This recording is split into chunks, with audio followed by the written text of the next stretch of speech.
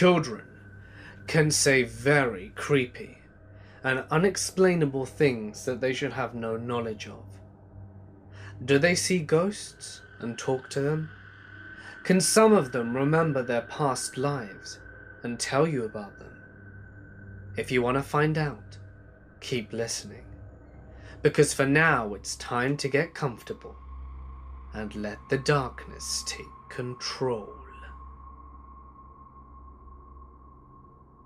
When I was little, my grandfather, who I called Pop-Up, always promised to take me fishing.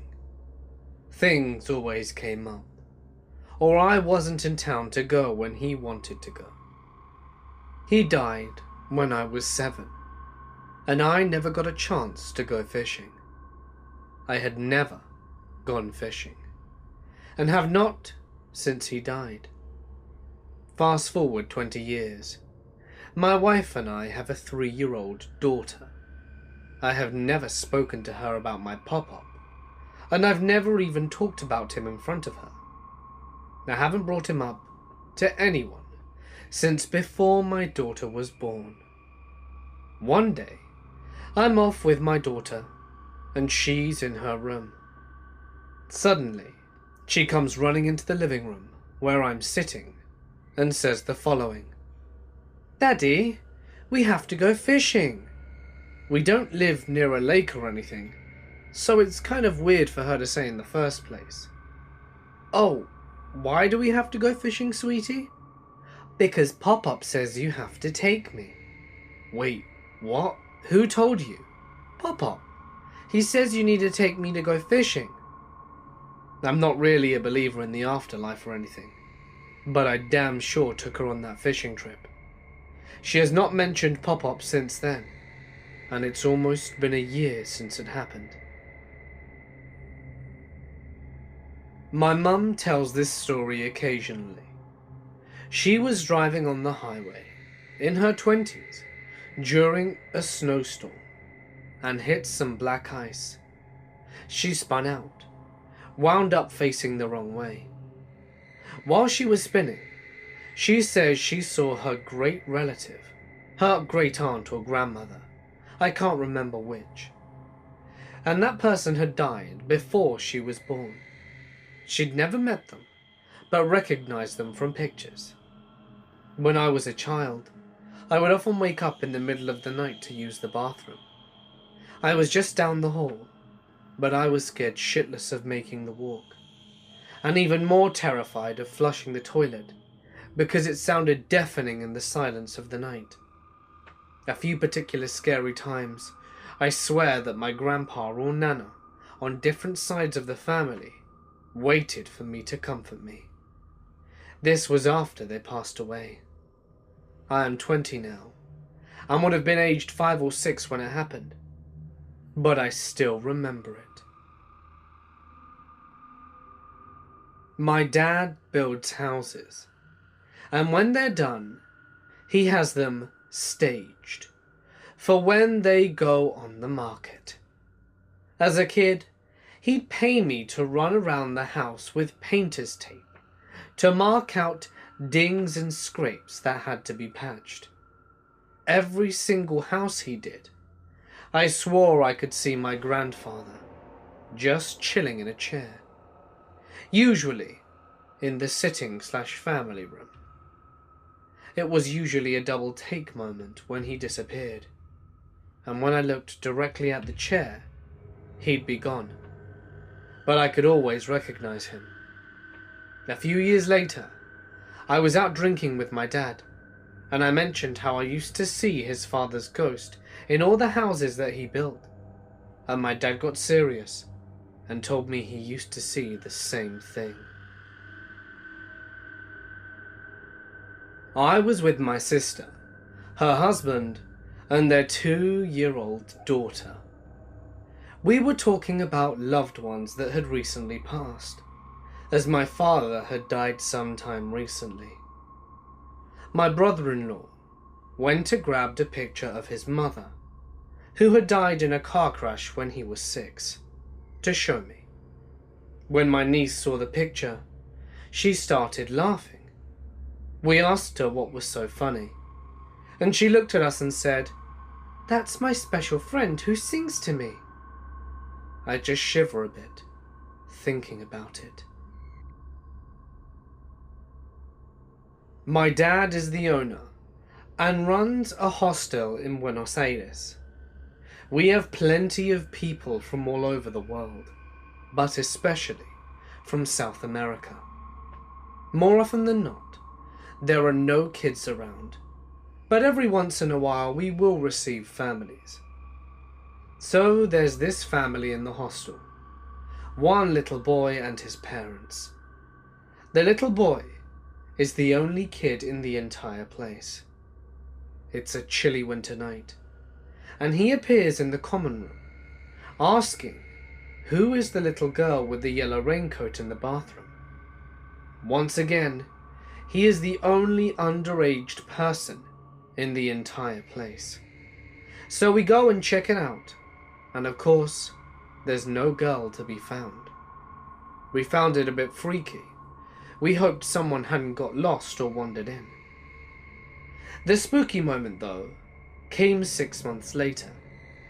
That incident had all been but forgotten in my mind, and there are no kids in the entire hostel, when a 40-something-year-old lady from Spain comes up and asks us, "Whose child is the little girl with the yellow raincoat in the bathroom?" So at this moment it clicks, and we get severely creeped out. Again, out of courtesy, we go to check, but there's no one to be found. I found out later that this place used to be a nursing home and a mental asylum before that. And just so that you're aware, the door for that particular bathroom constantly closes by itself. Before, I just thought it was the wind. Now, I have a different hypothesis. This is a combo between my nephew and my son. When my nephew was 3 years old, he was sitting by my mum's back door looking outside. When she asked what he was doing, he said, "Playing with the little boy out there." And there was no little boy. Many years later, when my own son was 3 years old, he was in the same back room and asked if he could go play with the little boy outside. There was still no little boy. What makes it creepy is that my grandmother, their great-grandmother, lost a little boy when he was 3 years old to pneumonia. My mum still lives in the same house. I lived alone in a cool but kind of creepy old house with my son, who must have been close to 3 when this happened. I woke up one night because I heard him talking forcefully at something in his room, not quite yelling, but at a level above normal conversation. I got out of bed and went down the long hallway to his room, to find him sitting in the corner of his bed, glaring into the opposite corner of the room. I asked him what was wrong, and without taking his eyes off that far corner, which was at my back, he pointed and said quietly and angrily, "Get that man out of my room." Every hair on the back of my body stood up, and I reached over to flip on the light, and there was no one there, of course. He said the man came into his room a lot, and he hated him. The voice was absolutely full of anger when he spoke about this man. Then he told me that there was a big brown rabbit with long fingers that came and looked in his window every night, as his bed was directly underneath the window. And he didn't like him, but he couldn't come in, and that was okay. He also claimed the house itself was a lady, and that it sang to him, which is a whole nother story. I took him back to my room from the rest of the night, but the next day it was like it never happened, and he resumed sleeping in his other room.